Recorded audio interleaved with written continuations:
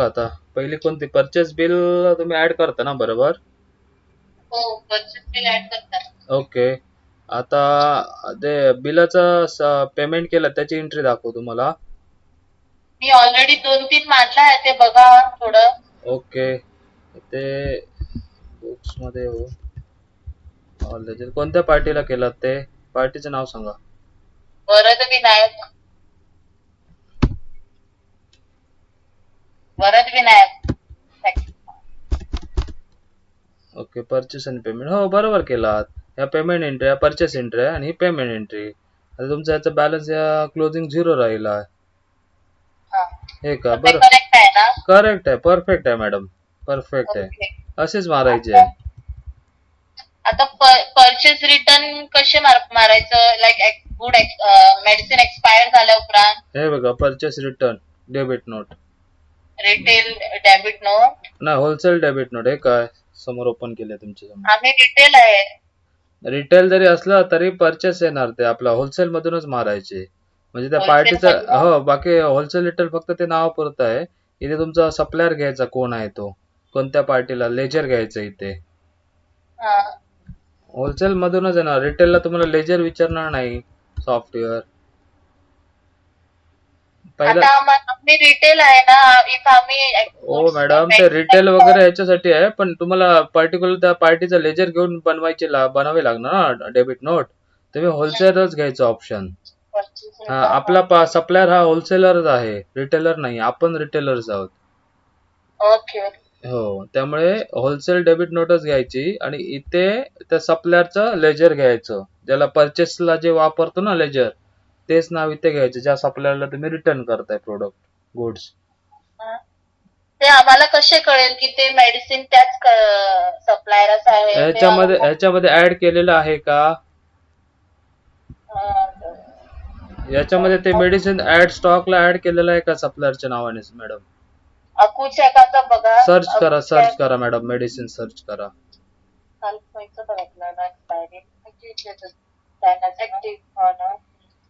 Okay, ह्याला batch डिटेल्सला या madam. Batch details. Okay. इथे सप्लायर वगैरे ऍड केलेला नाहीये, डायरेक्ट स्टॉक ऍड केलेला तुमचा.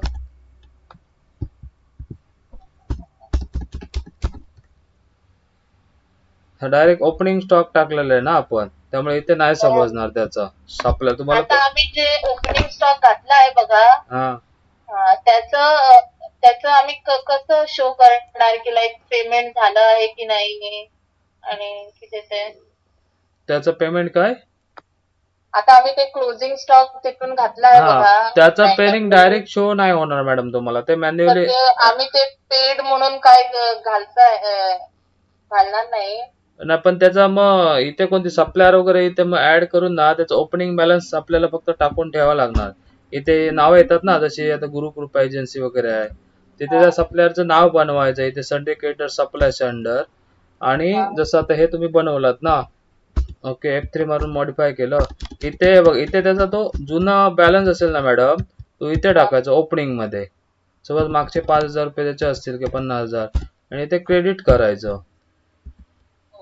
मग तो बॅलन्स तुमचा ओल्ड ओपनिंग बॅलन्स मध्ये ऍड होणार बॅलन्स, आणि तो ओपनिंग स्टॉक झाला आपला प्रोडक्ट वाईज. मी तुम्हाला ते सगळे दिले होते ना सेग्रिगेट करून. ओपनिंग कशाचं स्टॉक सगळे दिले होते ना सप्लायर प्रमाणे. हो, तो स्टॉक ऍड केलेला त्याच्यामध्ये. हा का तुमचा आहेच नाही तर ते डायरेक्टली येणार नाही. स्टॉक रिसिव्ह मॉडिफाय मध्ये भेटणार ते. हे काय बघा, जेवढं दिलं होतं ते इकडे भरलंय मी.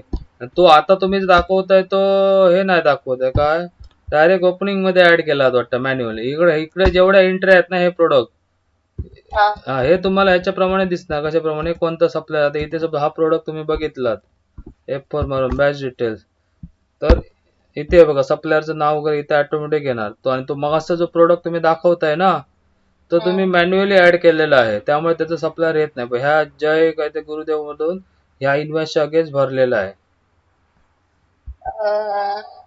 पेपर आता बनवून ते रजिस्टर क्लोजिंग, पण. बोला आता बोला. ते आम्ही क्लोजिंग स्टॉक घातलाय बघा, ते हम्म. कंपल्सरी आता आम्हाला लाईक शो करायलाच पाहिजे की like it's paid and all म्हणून. हा, पेड ऑल करून ते तेवढं सेटल करून घ्या ना. नाही नाही, ते पहिली आम्ही ते अमृत सॉफ्टवेअर यूज करत होते ना, हम्म. तिकडे मी अकाउंट्स मध्ये घालते की हा बिल पेड झाला आहे म्हणून. तर त्या मार्क मध्ये मला शो करायला पाहिजे की लाईक इट्स नाही, पेड. तिकडे सेटल करून टाका ना, तिकडेच तो विषय. ओके, तर नोव्हेंबर पर्यंत मी तिकडेच सेटल हा, करते येस तर. येस येस, हो, ते तिकडेच सेटल करून टाका मॅडम. पण त्याचं क्लोजिंग स्टॉक इकडे आला, हा, ते स्टॉक. क्लोजिंग स्टॉक आणि क्लोजिंग बॅलन्स आहे ना. सपोज हा त्याचा आता नोव्हेंबर ऑक्टोबरला एकला सपोज एक 5,000 रुपये बॅलन्स राहत असेल त्याचा लेजरला, तर हा इथे त्याचं हे बनवा आणि इथे त्या लेजरला ओपनिंग मध्ये टाकायचं. सपोज हे जय गुरुदेव आहे ना, सपोज हा ह्याचा टाकायचं F3 मारून इथे लेजर ओपनिंग बॅलन्स विचारतो ना मॅडम, हे बघा. हो. इथे टाकायचं तो बॅलन्स आणि ते क्रेडिट म्हणायचा पण CR. हा नाही केला झाल्याने चलते ना. नाही केलं तरी चालतो. सपोज इथे तुम्हाला कंटिन्यू कॅरी करायचं ना आपल्याला इथे, मग इथे सपोज तुम्हाला तिकडे अमृत मध्ये बघायची गरज नाही त्याचा किती बॅलन्स होता क्लोजिंग तो, इथेच तुम्हाला समजणार.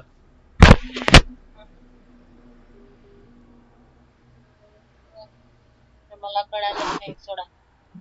हो, त्याचा आता सपोज त्याच्यानंतर तिकडे जो बॅलन्स राहतोय ना 1 नोव्हेंबर 30 नोव्हेंबर का 31 नोव्हेंबर नंतर, तो इकडे ऍज ओपनिंग म्हणून टाका ना, तर तो बॅलन्स इथून पुढे कॅरी होत जाणार ना. आणि आता तुम्ही ते स्टॉक घातलाय बघा, तिथून मी सगळे एडिट केलं आहे बघा, सगळे ते MRP PTRB सगळे हा क्वांटिटी पण मी हा एडिट केलं आहे. हा, तर ते स्टार्टिंगचे क्लोजिंग स्टॉक शो करणार की नाही करणार? करणार. त्या सप्लायर प्रमाणे ऍड केले तेवढे तर करणारच. त्याच्यानंतर मी त्याला एडिट केलं आहे, ते अं, करेक्ट दाखवणार. अच्छा, तिकडनं ते क्लोजिंग स्टॉक फिडिंग त्या ऑप्शन मधून केलं असेल ना. डायरेक्टली ते क्लोजिंग स्टॉक फिडिंग मध्ये होय. हा, मग तो तुम्ही जो पहिला टाकलेला असेल तो ह्याच्याप्रमाणे घेणार. मात्र एक्स्ट्रा जर ऍड केला असणार त्याचा सप्लायर नाही दाखवणार मॅडम, तो फक्त हे दाखवणार आता क्लोज. आता मला ना टॅली करायला पाहिजे, लाईक पहिली क्लोजिंग स्टॉक किती असले आणि ते अमृत सॉफ्टवेअर, बिकॉज तो सर विचारणार ते आम्ही ते ट्रान्सफर केला आहे बघा अमृतच्या हा मार्क मध्ये, हा, तर तो विचारणार तो टॅली आहे का म्हणून. तर ते मी काय करणार, एक सेकंद. क्लोजिंग स्टॉक रिपोर्ट कसं येणार तुमचे ते विथ GST. एक सेकंद.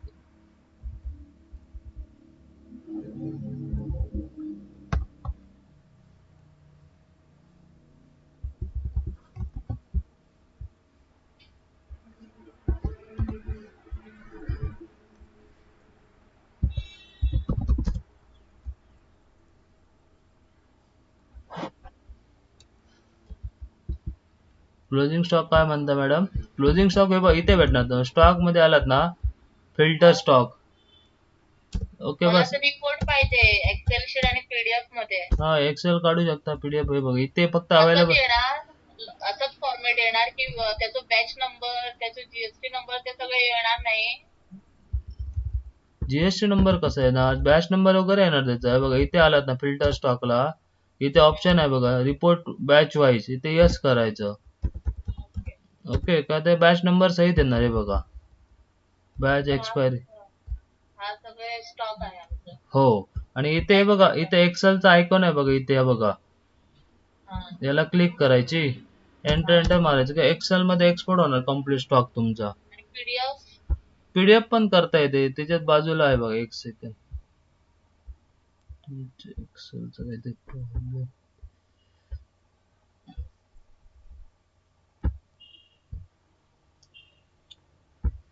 एक्सेल मध्ये जायचं, ऑप्शन मध्ये जायचं, ट्रस्ट सेंटरला जायचं,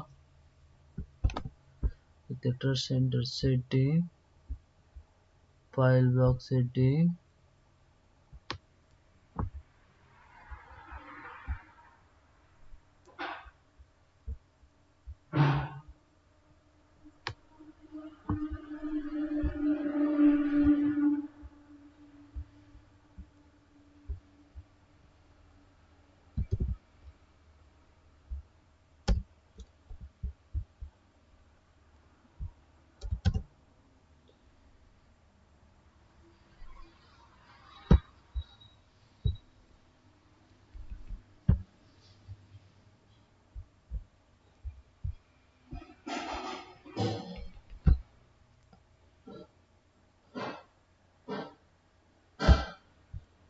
हा हॅलो.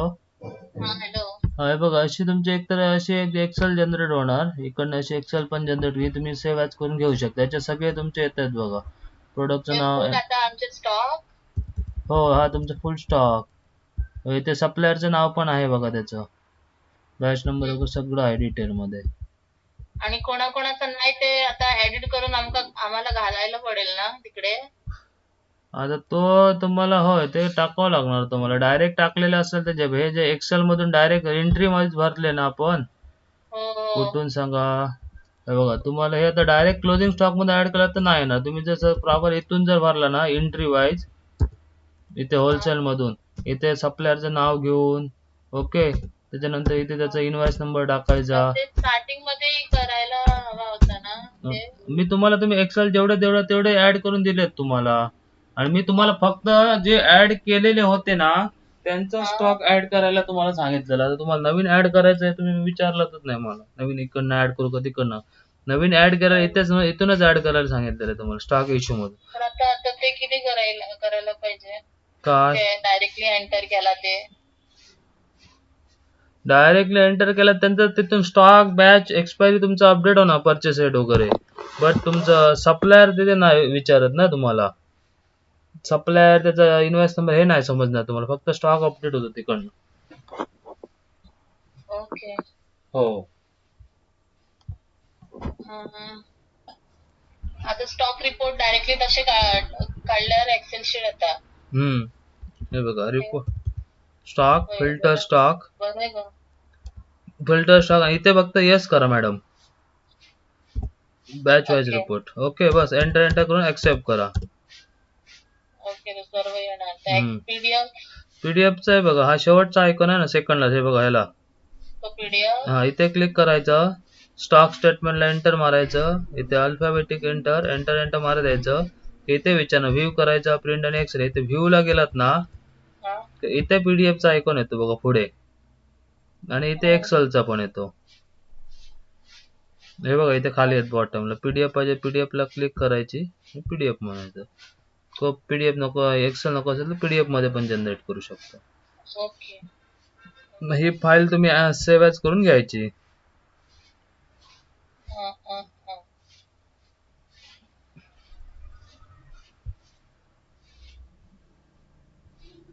तुमचं ॲक्रोबॅट रीडर आहे का याच्यामध्ये?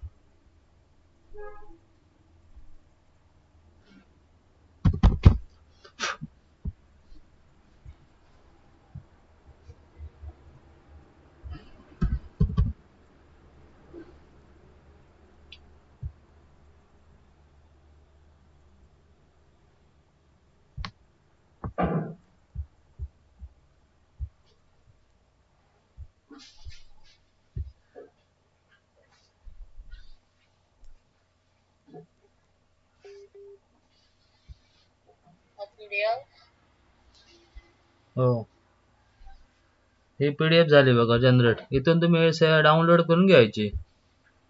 बस कुठे लोकेशन कुठे पाहिजे ते घ्यायचं आणि सेव्ह करायचे, हे टाकून, लोकेशन टाकून. त्या लोकेशनला ती सेव्ह होणार पीडीएफ. हे बघा क्रोम मध्ये डायरेक्ट ओपन होणार ती. ओके, हे बघ, ही आता रिपोर्ट नावाने इथे सेव्ह झाली पीडीएफ तुमची. ओके, आणि एक्सेल पाहिजे तर एक्सेल पण करू शकता. आणि इथे हे बघा, जेव्हा हा रिपोर्ट तुम्ही काढता ना मॅडम, त्यामुळे इथे बघा, इथे जेव्हा पुन्हा दाखवतो रिपोर्ट्स, स्टॉक मध्ये यायचं, फिल्टर स्टॉक. ओके, इथे तुम्ही बॅच वाईज येस करा, एंटर मारत या. इथे एक तर Alt+P मारू शकतो शॉर्टकट, किंवा इथे क्लिक करायचं सेकंड लास्ट आयकॉनला. नंतर इथे स्टॉक स्टेटमेंटला यायचं. इथे ग्रुप वाईज पाहिजे असेल तर ग्रुप वाईज पण घेऊ शकता, म्हणजे कंपनी वाईज वेगवेगळा पाहिजे असेल तर. आणि नॉर्मल अल्फाबेटिक सिंगल लिस्ट पाहिजे तर अल्फाबेटिक घ्या. ओके. मग इथे तुम्ही ग्रुप वाईज गेला तर इथे कंपनी वाईज, म्हणजे कंपनी प्रत्येक कंपनीचा कंपनी वाईज आहे ना, सरळ सरळ असं कंपनी वगैरे टाकलेलं असेल तर. ओके. नाही तर अल्फाबेटिक घ्या. प्रत्येकाचं टोटल किती वगैरे असं आहे ना. आणि सिंगल एकच पाहिजे असेल कंटिन्यू सगळ्या मेडिसिनचा, तर तुम्ही अल्फाबेटिक घ्यायचं. आणि इथे एक्सेल पाहिजे तर एक्सेल, किंवा पीडीएफ पाहिजे तर पीडीएफ ला क्लिक करा. ओके. Okay madam. आणि जो तुमचा जर काय stock add, sales bill point wise येते बघा, ते तुम्ही सेल बिल पॉइंट वाईज काय म्हणता मॅडम? हॅलो.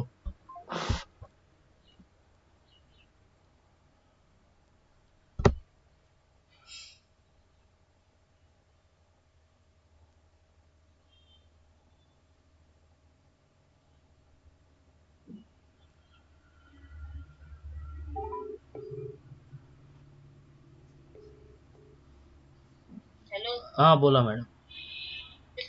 ते सेल्स बिल आहे बघा, सेव्ह करताना ते राऊंड अप जाते, पण बिल मध्ये पॉइंट वाईज येते, ते थोडं हे करा. अच्छा एक मिनिट. राऊंड ऑफ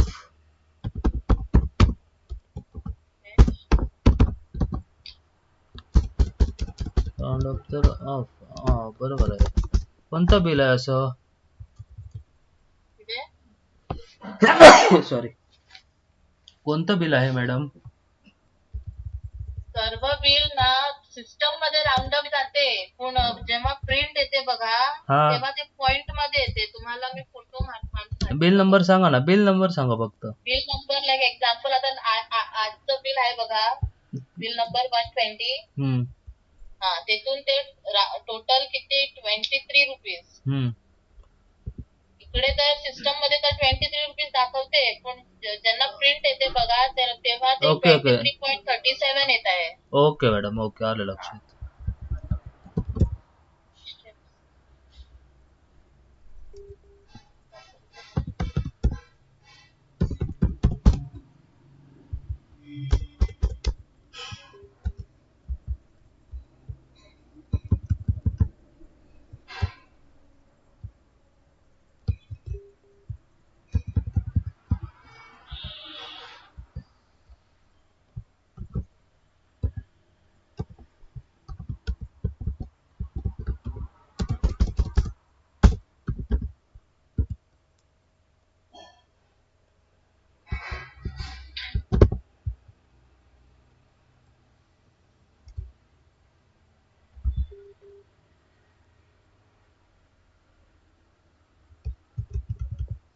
अमाऊंटचा कॉलम आहे तिथे तेच राहून दे ना.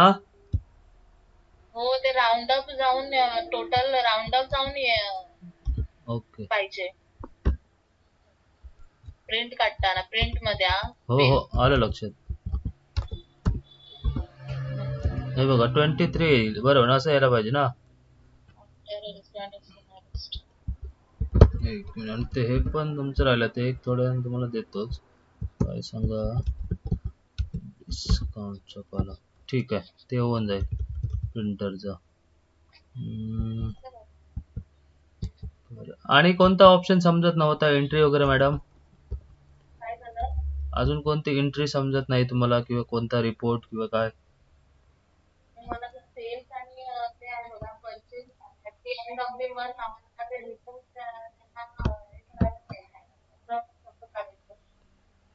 कोणता रिपोर्ट पाहिजे मॅडम तुम्हाला? सेल्स आणि परचेस माहिती पाहिजे.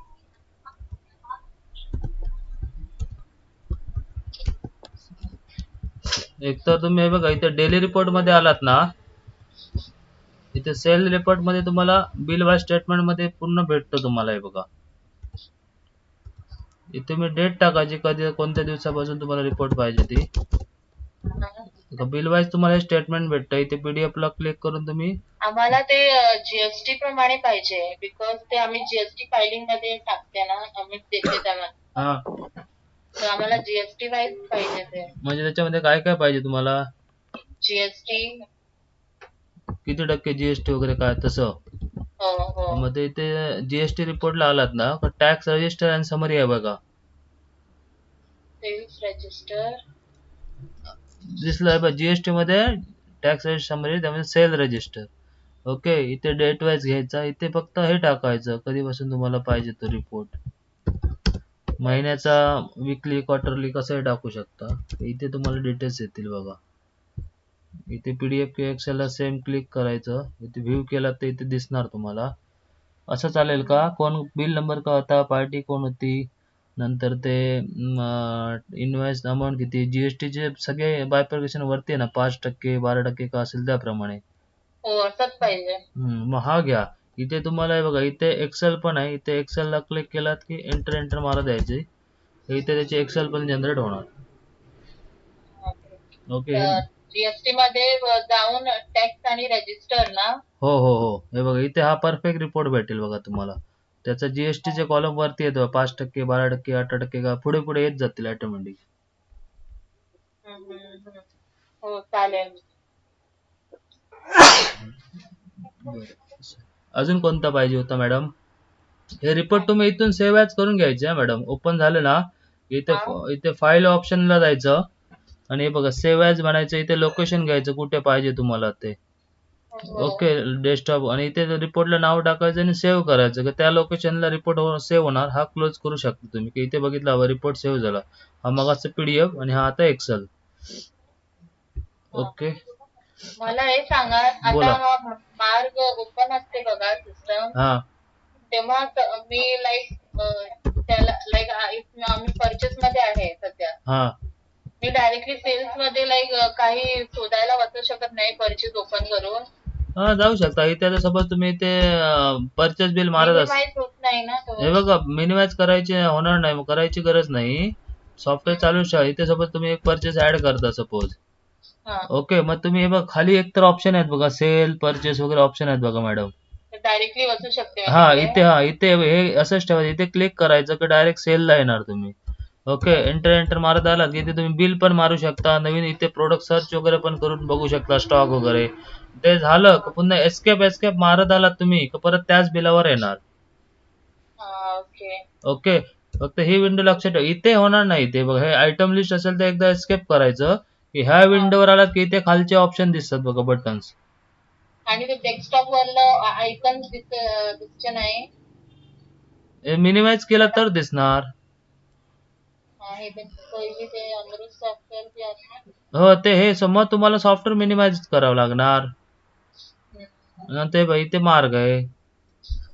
ते पॉइंट तुम्ही करताय ना सेल्स बिलचं? हो, पॉइंटचं ऑफ केलं मी. केलं? हो केलं. फक्त तुम्हाला ते एक डिस्काउंटचं राहिलं ते देतो करून तुम्हाला.